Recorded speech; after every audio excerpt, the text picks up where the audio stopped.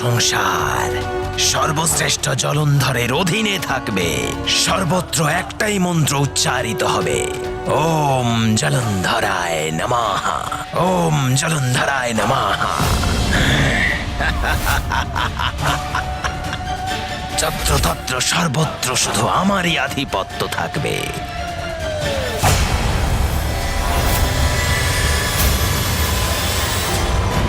আমার প্রিয় স্বামী, তুমি মহান, সর্বশ্রেষ্ঠ, সর্বোত্তম। তুমি ভগবান।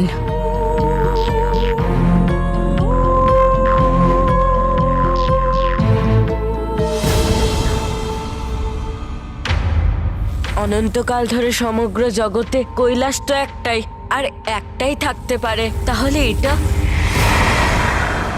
অন্য আরও একটা কৈলাস নির্মাণের দুঃসাহস কে দেখালো? কে সে যে নিজের সর্বনাশ ডেকে আনছে? সর্বনাশ নয়, এ তো উৎস দাদা, সেই বিপদের যার ব্যাপারে সতর্ক ঋষি অগস্ত্য এবং পিসামশাই করেছিলেন।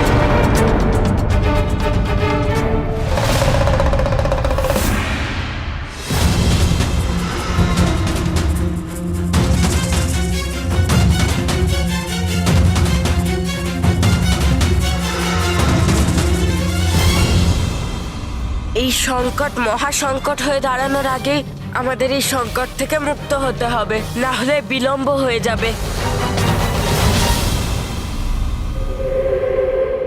অনেক শুভেচ্ছা প্রিয় স্বামী। বৃন্দা, সর্বশ্রেষ্ঠ তো তুমি ছিলেই, কিন্তু আজকে তুমি ইচ্ছা শক্তি দিয়ে সেটা করে দেখিয়েছ যেটা আজ পর্যন্ত কেউ করতে পারেনি। নিজেকে সর্বোত্তম প্রমাণ করেছ তুমি। সব দেবতাদের ভগবান মহাদেবের পদে স্থাপিত হয়েছ তুমি, আর আমি দেবী শক্তি। নবীন ভগবান জলন্ধর আমি। সমস্ত সংসার একটাই মন্ত্র জপ করবে, ওম জলন্ধরায় নমঃ, ওম জলন্ধরায় নমঃ। অবশ্যই প্রভু, এমনটাই হবে। হ্যাঁ বৃন্দা, এখান থেকে শুরু হবে নবীন ঈশ্বরের সাম্রাজ্য।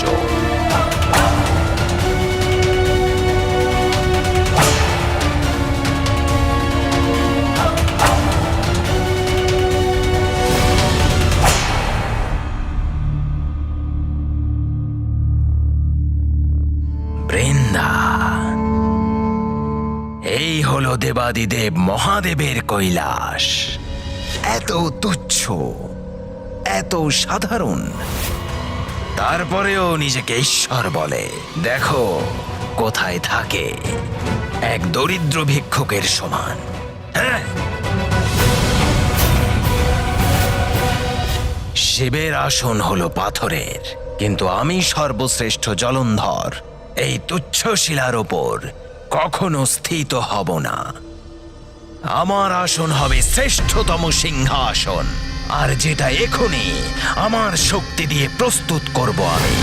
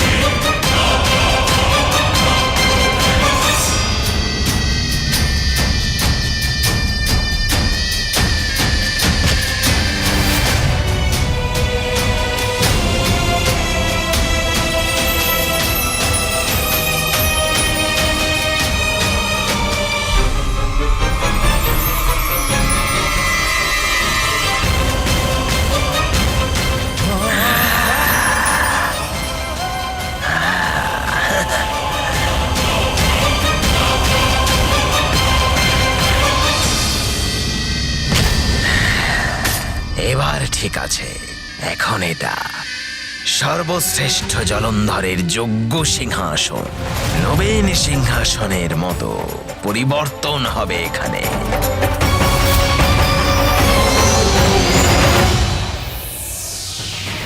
Ah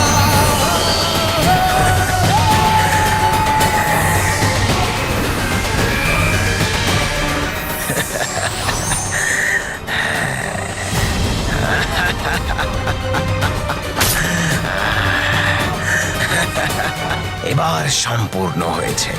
বলো বৃন্দা।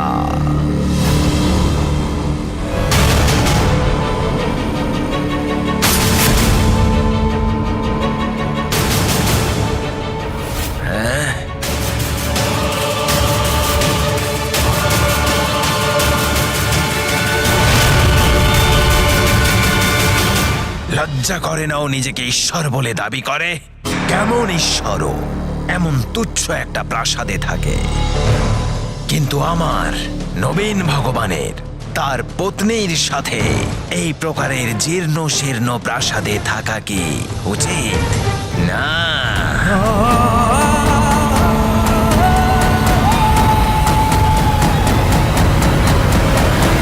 সর্বদাই অনুচিত। নবীন ভগবান সর্বশ্রেষ্ঠ জলন্ধরের স্ত্রী আমি, স্বয়ং দেবী। আর আমার এই সাধারণ ভবনে প্রবেশ করাটাও আমায় শোভা দেয় না। আমি এখানে কখনোই থাকবো না। অবশ্যই আমার প্রিয় বৃন্দা, সত্য বলেছ তুমি। সর্বশ্রেষ্ঠ ভগবান জলন্ধর অত্যন্ত বিশাল এক প্রাসাদ নির্মাণ করবে তোমার জন্য। শিবেরই পত্নী থাকতে পারে এমন জীর্ণ শীর্ণ প্রাসাদে, কিন্তু ভগবান জলন্ধরের পত্নী থাকবে এমন একটা ভবনে যেখানে সংসারের সমস্ত বৈভব পরিপূর্ণ থাকবে।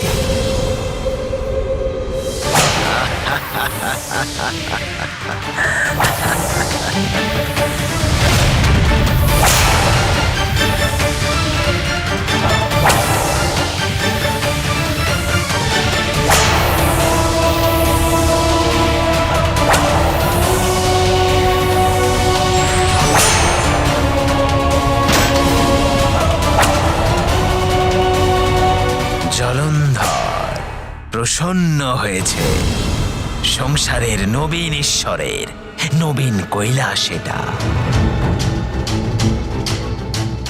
দেব, গান্ধর্ব, যক্ষ, কিন্নর, অসুর, ব্রহ্মা, বিষ্ণু যখনই এর কাছ দিয়ে যাবে তখন এখানকার প্রাচুর্য ওদেরকে বাধ্য করবে আমার সামনে ওদের মাথা নিচু করতে।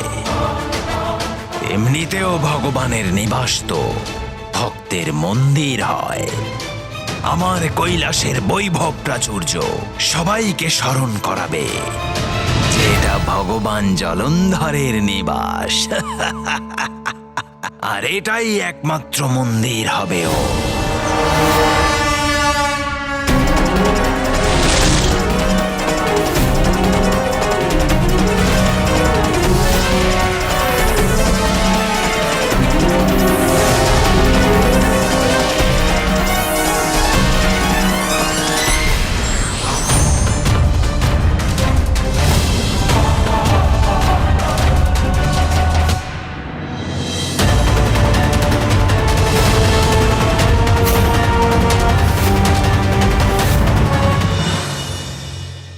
জলন্ধর প্রসন্ন হয়েছে। ভগবানরা তো সামান্য ফল মূল আর কন্দ আহার করে থাকে, কিন্তু সর্বশ্রেষ্ঠ ভগবান জলন্ধর এই জলাশয়ে বসবাসকারী সুস্বাদু মাছেদেরকে ভক্ষণ করবে।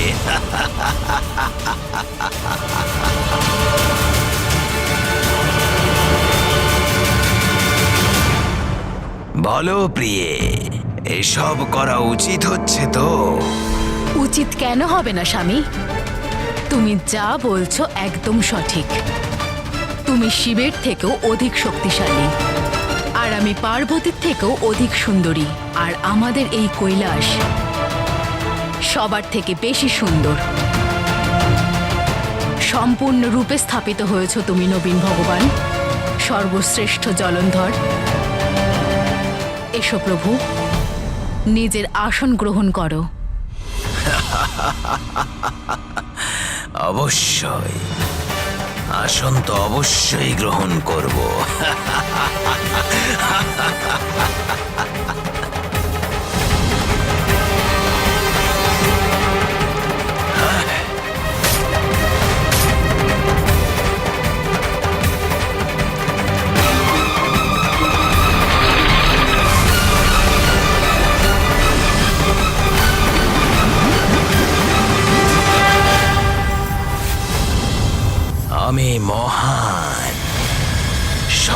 শ্রেষ্ঠ ভগবান জলন্ধর, জলন্ধর আমি, জলন্ধর আমি। ভগবান জলন্ধরের জয় হোক, ভগবান জলন্ধরের জয় হোক, ভগবান জলন্ধরের জয় হোক। প্রিয়ে, একটা কাজ এখনো বাকি। আমার নাম সব জায়গায় ধ্বনিত হওয়া বিশেষ প্রয়োজন।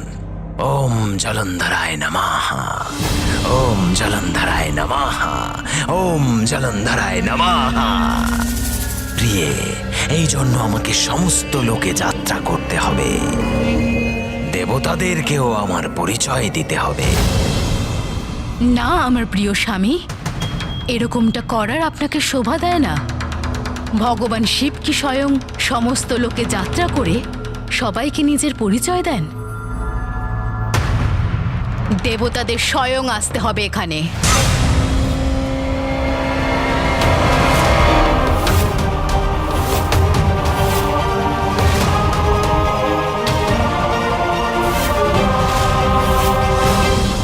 তোমার কথা ঠিকই, কিন্তু ওরা সবাই পূর্বের মতো যদি শিবের কাছে যায় তো ওরা কিভাবে জানবে যে আমি কে? এটা কে বলবে ওদের? জানতে পারবেন ওনারা প্রভু, অবশ্যই জানতে পারবেন, আমাকে বিশ্বাস করুন। এখন তো ওনারা আপনার নবীন পদের ভগবান হওয়ার কৌতূহল নিয়ে ভাবছেন, আর ওনাদের এই কৌতূহলই ওনাদেরকে আপনার কাছে, নবীন শিবের কাছে, নবীন ভগবানের কাছে নিয়ে আসবে।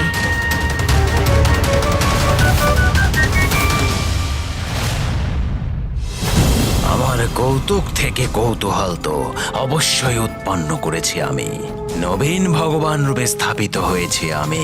আমার প্রিয় সর্বশ্রেষ্ঠ জলন্ধরের কাছে নতমস্তক হওয়ার জন্য দেবতাদের আসতেই হবে এখানে। আনন্দ হবে যখন সমস্ত দেবতা আমাকে প্রণাম, আমাকে অভিবাদন জানাবে।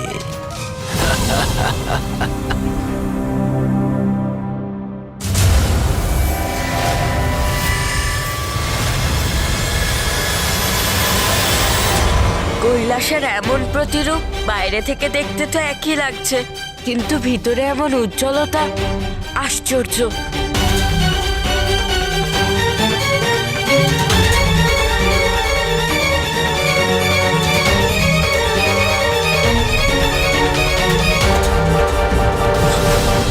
এবার তো এই ঘটনা আরো বিচিত্র রূপ নিচ্ছে। এত বীভৎস কৈলাসের প্রতিরূপ কে করতে পারে? এই ঘটনা তো আমায় চিন্তায় ফেলে দিল। এতটা দুঃসাহসিকতা! কৈলাসের সম্মুখে আরো এক কৈলাস গড়ে তুলেছে কেউ।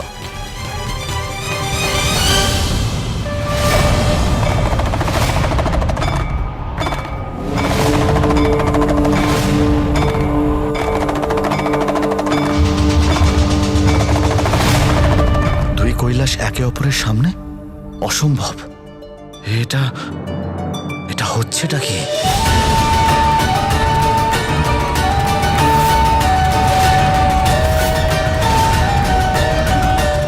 ইন্দ্রদেব, যা হচ্ছে সেটা হওয়া কিন্তু মোটেই উচিত নয়। আমাদের যথাশীঘ্র ওখানে পৌঁছে গিয়ে তার কারণটা জানতে হবে। সূর্যদেব উচিত বলছেন দেবরাজ।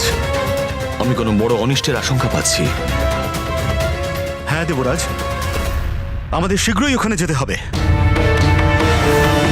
বাস্তবের কৈলাসের থেকে সম্পূর্ণ আলাদা, খুবই বিচিত্র দেখতে এটা।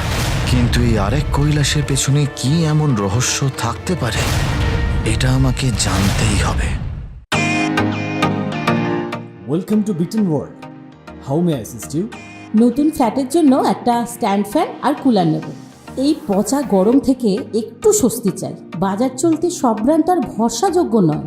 তার জন্য তো আমাদের ফ্যান আছে, all purpose bullet table fan, ceiling fan. আমাদের সিলিং ফ্যান কিন্তু 30 মাসের ওয়ারেন্টি সহ পাওয়া যায়। আছে ফারাটা 2 বছরের ওয়ারেন্টি, 17 থেকে 20 মিটার এয়ার ফ্লো। মধ্যবিত্তের সাধ্যের মধ্যে একমাত্র ভরসাযোগ্য ব্র্যান্ড বিটেন। আমাদের কুলারের কিন্তু অনেক range, 45 litres, 50 litres, 70 litres, 90 litres, 110 litres. Honeycomb সহযোগে ব্রিটেনের সব কুলারের ওয়ারেন্টি 1 বছর। চেনা হাওয়ায় অচেনা অনুভূতির জন্য একমাত্র আদর্শ ব্রিটেন। গরমে স্বস্তি পেতে ব্রিটেনের ফ্যান হোক বা কুলার, আজই আনুন বাড়িতে। Britain, digitally years.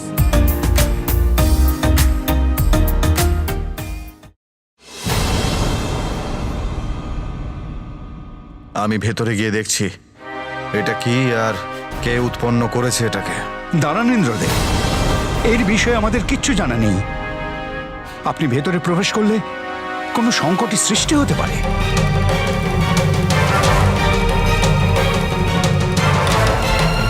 ঠিকই বলেছেন সূর্যদেব, কিন্তু এখানে এত চুপচাপ কেন? মনে তো হচ্ছে যেন ভেতরে কেউ নেই। অতএব আমাদের মহাদেবকে গিয়ে জিজ্ঞেস করতে হবে। কে বলতে পারে যে উনি হয়তো কোনো কারণের জন্য এই রূপ নবীন কৈলাস সৃষ্টি করেছেন।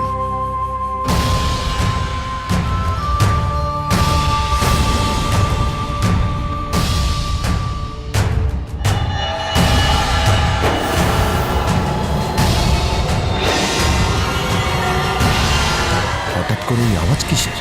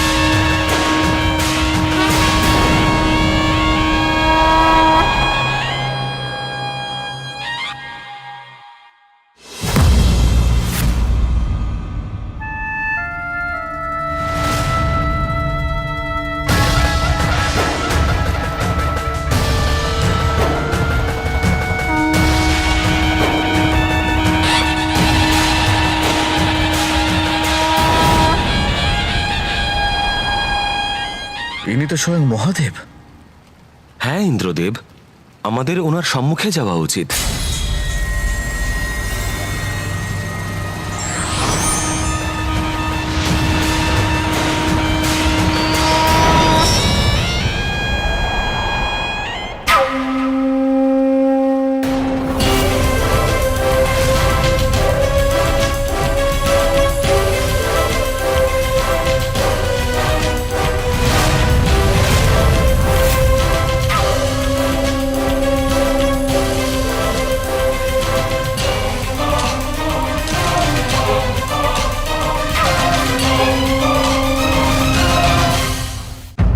খুবই অদ্ভুত বিষয়টা, কিন্তু ওনাকে দেখে তো পুরো মহাদেবী মনে হচ্ছে। তবে এ কে ওনার সাথে? ইনি মাতা পার্বতী নন তো? কিন্তু মহাদেব এত সাজসজ্জার আড়ম্বরের সঙ্গে, না না, এটা হতে পারে না। ইন্দ্রদেব, আমার কিন্তু অন্যরকম কিছু মনে হচ্ছে। হ্যাঁ দেবরাজ, মহাদেবের সারল্য তো জগৎ বিখ্যাত। মৃত পশুর চর্ম যার বস্ত্র, যিনি নিজের দেহে ভস্য ধারণ করেন, যার গ্রীবার শোভা বিষধর সর্প, যার কাছে সবকিছু আছে, কিন্তু সেই সমস্ত কিছু ছেড়ে তপস্বীর মতো জীবন কাটান। সেই দেবাদিদেব মহাদেব এইরকম বহুমূল্য আভূষণ কেন স্বীকার করবেন, যা আমার নগরীতেও নেই? সূর্যদেব সত্য কথা বলেছেন, কিছু একটা অত্যন্ত অনুচিত ঘটেছে এখানে।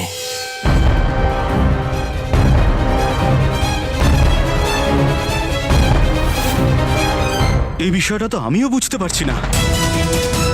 মহাদেব এই নতুন কৈলাসের সৃষ্টি কি করে করলেন?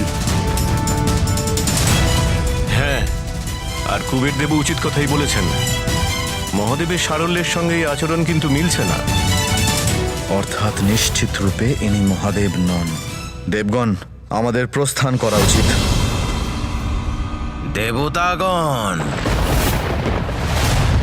তোমাদের ভগবানকে দর্শন না করে কোথায় যাচ্ছ তোমরা?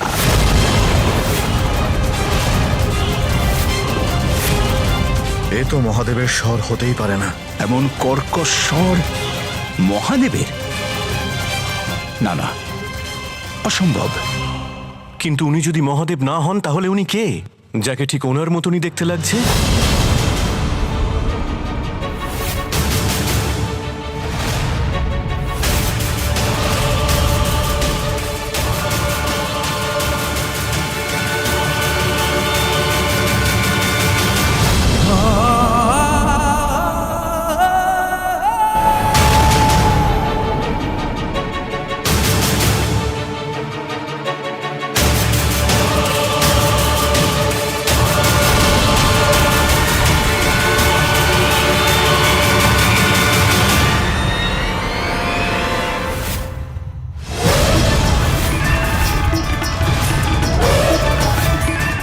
এত ভয়ানক?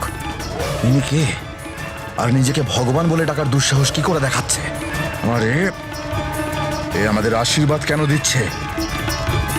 আমি হলাম জলন্ধর, তোমাদের সকলের বাস্তবিক ভগবান। তোমাদের সকলের বাস্তবিক ভগবান। তোমাদের সকলের বাস্তবিক ভগবান।